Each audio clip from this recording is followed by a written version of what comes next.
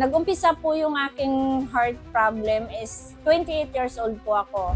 Nagpabalik-balik po sa ospital, lahat po ng laboratory, inano na po namin. Pero ganun pa rin at mayroon pa rin yung aking heart problem. Para po akong lantang gulay. Lagi po ako nakahiga.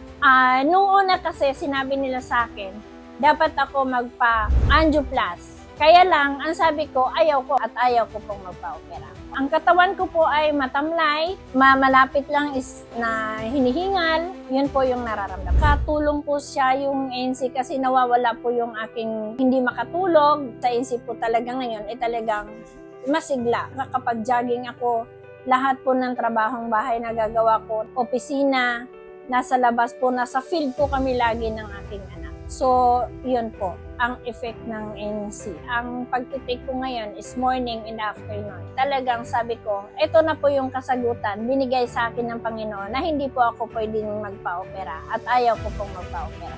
So, si ANC po talaga is the best po siya. Pati yung aking mga anak, hinihikayat ko din kasi syempre hindi po natin masasabi. May mga fatty liver, yung mga siya. Maire-recommend ko po talaga. Ako po ay nagsasabi po ng totoo talagang maganda po siya. My name is Vilma and this is my health journey with NC Plus.